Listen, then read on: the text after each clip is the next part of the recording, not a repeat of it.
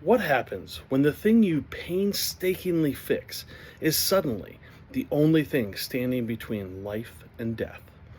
Welcome back to Choose Purposeful. Today we are opening Chapter 9 of Where the Creek Bends. Last week we sat in the quiet safety of the bait shop, doing the slow, tedious work of mending a torn net.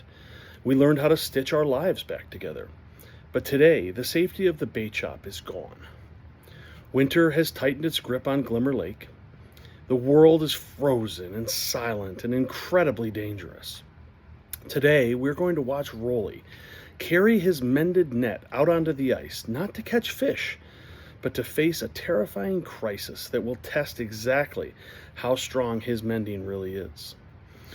In Chapter 9, The Ice Hunt, Rolli, Keith, and Christina, and little Walter walk out onto the milky white ice of Glimmer Lake. They chop a viewing hole, and they're mesmerized by its silent, peaceful world of fish suspended below. But then, little Walter gets a little too excited. He takes off running on the ice, over towards some frozen reeds sticking through the ice. And in a horrifying instant, there is a sickening, wet crack. The ice gives way, and Walter disappears into the freezing black water. Panic erupts. Time fractures. Keith is frozen in terror. Christina is screaming. But Rolli does not freeze. The boy who used to daydream is gone.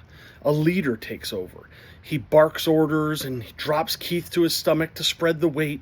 He tells Christina to anchor his legs, and he wraps the mended net around his waist.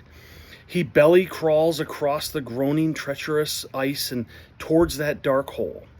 He throws the bundled net into the terrified, grasping little boy's hands, and Walter grabs hold, and all together they pull.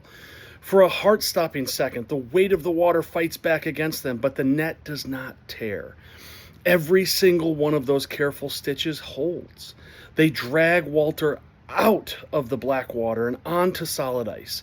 Safe and wet, back to the cottage they go.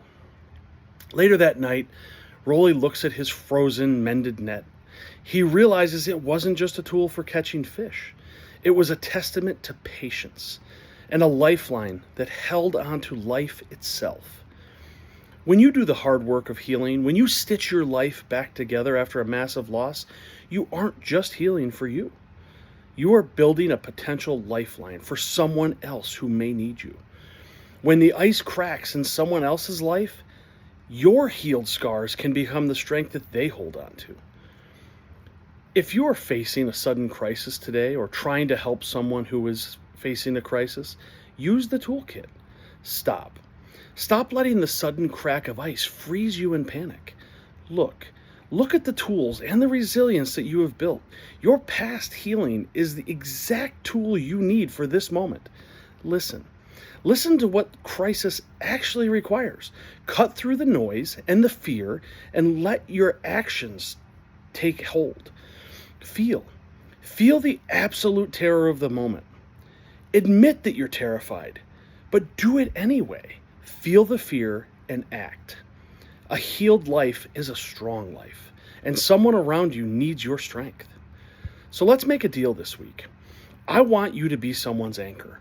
Look around your circle, your family, your workplace, your friends. Find someone who feels like they are walking on thin ice right now. Throw them a lifeline. Check in on them. Offer a steady hand. Let the strength of your mending be what holds them up this week. Next week, we turn to Chapter 10. Winter presses on, but we finally reach Christmas. And we are going to look at how hope and light can break through even the coldest, darkest seasons of our lives. May you find the courage to be the calm in the center of the storm. May you trust that your scars are strong enough to hold the line. And may you always remember that true bravery is being terrified, choosing to do what needs to be done anyway. Stop, look, listen, feel, choose. Do the work, practice gratitude, harness peace, and always choose purposeful. See you next week.